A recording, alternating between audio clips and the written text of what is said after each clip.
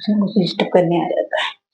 Hello friend, good evening. Welcome to my channel home science by Kanaujia ma'am. Channel में आपका स्वागत है। अगर मेरे चैनल पे नए आए तो मेरे चैनल को सब्सक्राइब, लाइक एंड शेयर करना ना भूलें और बेल आइकन को भी प्रेस कर लें, जिससे आने वाली वीडियो का नोटिफिकेशन मिलता रहे। आज हम पढ़ेंगे यूपी टीजीटी का पेपर 2021 प्रीवियस पेपर है, और आगे के सेशन में हम बाकी क्वेश्चनों का डिस्कशन कर चुके हैं, और आज क्वेश्चन नंबर हम 65 से ये क्वेश्चन पेपर हल करेंगे। तो क्वेश्चन नंबर हमारा 65 कह रहा है, मनोवैज्ञानिक जिसने संज्ञानात्मक विकास के क्षेत्र में महत्वपूर्ण योगदान दिया है वह वैज्ञानिक कौन है? तो ए कह रहा है जीन पियाजे हैं, बी कह रहा है संज्ञान फ्रायड है, सी कह रहा है इरक्शन है, डी कह रहा है पावलोव है। पावलोव का पूरा नाम ई पावलोव है, और आंसर हमारा जाएगा जीन पियाजे। जीन पियाजे ने संज्ञानात्मक विकास का विकास किया है या डेवलप किया, बात एक ही है। और इन्होंने संज्ञानात्मक विकास को 4 भागों में बांटकर बताया है। क्वेश्चन नंबर हमारा 66 कह रहा है झाड़ू लगाना किस प्रकार का कार्य है? तो झाड़ू लगाना किस प्रकार का कार्य? ए कह रहा है हल्का कार्य, बी कह रहा है सामान्य कार्य है, सी कह रहा है कठिन कार्य है, डी कह रहा है ए बी दोनों। तो हमारा आंसर जाएगा झाड़ू लगाना कैसा कार्य है? सामान्य कार्य है। हल्के कार्य वो होते हैं जिन्हें हम किसी मशीनों द्वारा और हाथ द्वारा संपन्न करते हैं, जैसे कि वॉशिंग मशीन में कपड़े धुलना, मिक्सी में मसाला पीसना, ये हमारे हल्के कार्य में आते हैं। और कठिन या भारी कार्य हम उन्हें कहते हैं, जैसे कि सिलवट्टे पे चटनी पीसना, बर्तन धोना, कपड़े धोना, पोछा लगाना, ये सब कठिन या भारी कार्य में आते हैं या कहते हैं। क्वेश्चन नंबर हमारा 67 कह रहा है जठर रस में पाए जाने वाले एंजाइम कौन कौन से हैं? तो ए कह रहा है इमाइलेज है, बी कह रहा है पेप्सिन है, सी कह रहा है लाइपेज है, डी कह रहा है ट्रिप्सिन है। ट्रिप्सिन है। तो हमारे जठर रस में पाए जाने वाले एंजाइम कौन कौन से हैं? तो हमारा आंसर जाएगा पेप्सिन, मगर इसमें पाया जाता है लाइपेज भी पाया जाता है।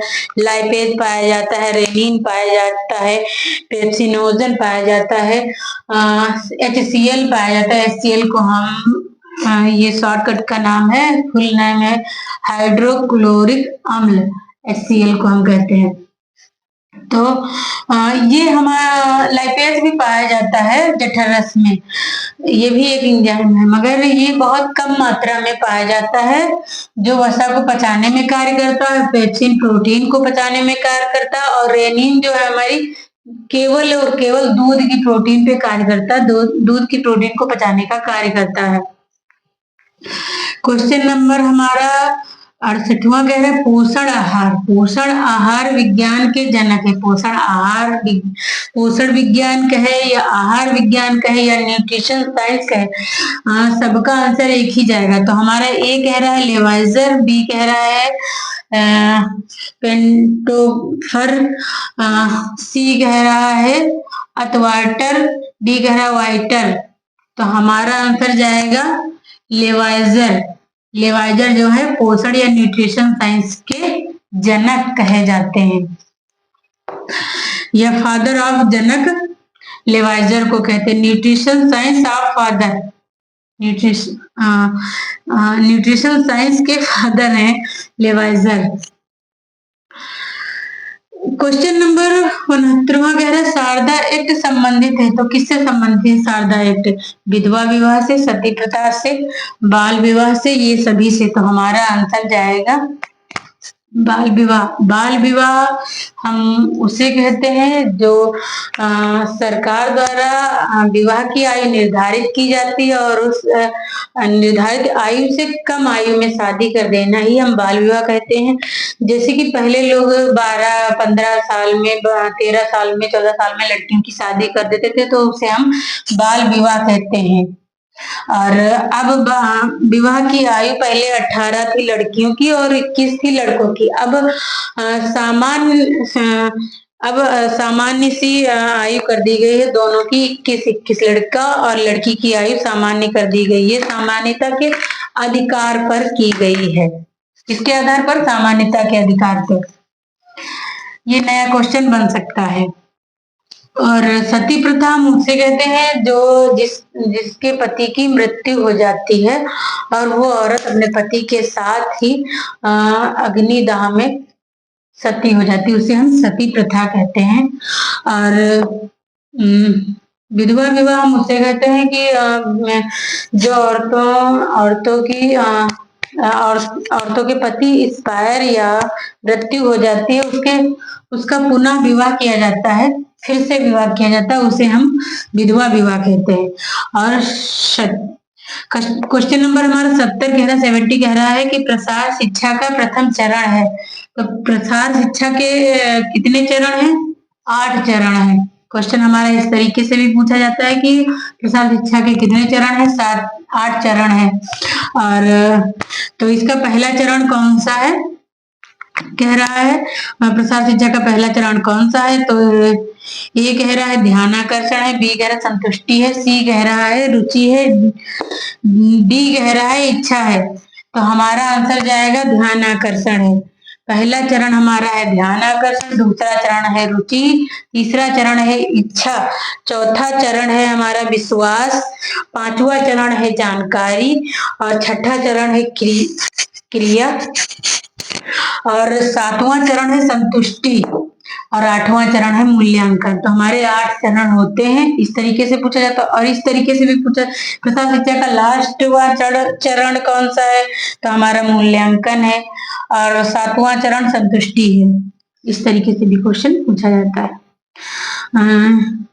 71 क्वेश्चन कह रहा है अंतरराष्ट्रीय स्वास्थ्य दिवस कब मनाया जाता है? तो अंतरराष्ट्रीय स्वास्थ्य दिवस कब मनाया जाता है? तो ये कह रहा है 7 अप्रैल को, 7 अप्रैल को, बी कह रहा है 5 जून को, सी कह रहा है 7 जून को, डी कह रहा है 9 दिसंबर को। तो हमारा आंसर जाएगा 7 अप्रैल को अंतरराष्ट्रीय स्वास्थ्य दिवस मनाया जाता है। ये इस तरीके से भी पूछे कि विश्व स्वास्थ्य दिवस कब मनाया जाता है?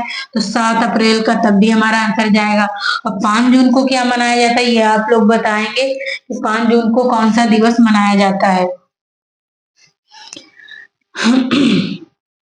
तो हम ही बता देते हैं कि 5 जून को हमारा पर्यावरण दिवस मनाया जाता है। क्वेश्चन नंबर 72 कह रहा है दिए गए विकल्पों में प्रसार शिक्षा की सर्वोत्तम विधि कौन सी है? ये क्वेश्चन कह रहा है प्रसार शिक्षा की सबसे अच्छी विधि कौन सी है? तो ये कह रहा है आकार एवं ग्राफ।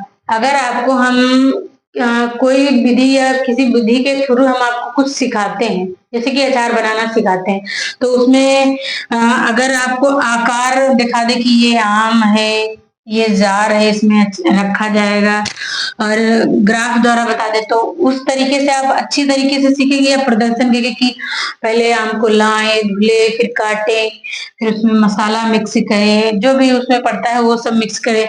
तो उस प्रदर्शन करके अगर दिखाएं आपको पूरा बना के, तो उस तरीके से आप जल्दी सीखेंगे कि चित्र एवं ग्राफों द्वारा, चित्र जैसे बना दें, ग्राफ बना दें, या केवल सुना के श्रव्य सामग्री द्वारा केवल सुना दे कि हाँ ऐसे ऐसे होता है, अचार बना लो बस। तो सबसे अच्छी कौन सी विधि जाएगी? हमारी प्रदर्शन विधि जाएगी। तो आई होप कि आपको ये क्वेश्चन पेपर समझ में आया होगा। अगर आपको कोई क्वेश्चन ना समझ में आया हो तो आप कमेंट कर सकते हैं। अगर होम साइंस से कोई भी जानकारी आपको चाहिए तो आप मेरे चैनल पे अपने कमेंट कर सकते हैं। और अगर आप मेरे चैनल पे नए आए हैं तो मेरे चैनल को सब्सक्राइब कर लीजिए, लाइक कर दीजिए, शेयर कर दीजिए, जिससे लोगों को हमारे चैनल के माध्यम से अधिक जानकारी प्राप्त हो सके। और बेल आइकन को भी प्रेस कर लें। और मैं अगले जो क्वेश्चन या थ्योरी कराने वाली हूँ वो सब कुछ फ्री में होगा। यहाँ पे थ्योरी भी होगी। इस चैनल के माध्यम से हम थ्योरी भी पढ़ाएंगे।